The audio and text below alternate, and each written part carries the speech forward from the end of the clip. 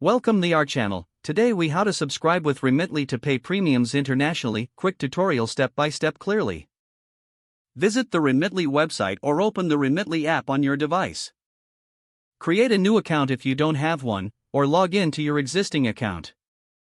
Once logged in, locate the option to send money internationally.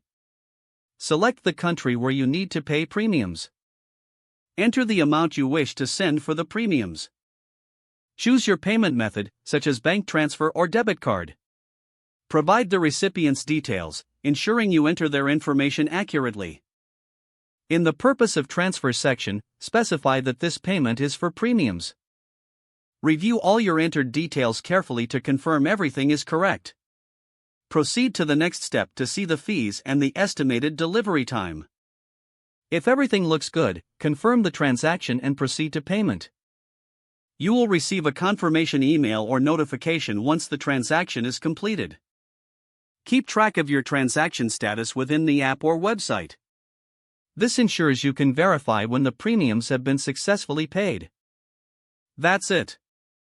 If the page does not load, refresh the browser or try again in a private or incognito window. Make sure you are using the correct email address, then retype it carefully to avoid small typos. If your password is not accepted, use the reset option and create a new strong password you can remember.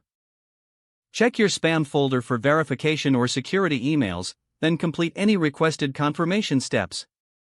Enable two-factor authentication if available to improve account security and reduce unauthorized access risk. After signing in, review your profile details so your contact information and settings are accurate and current.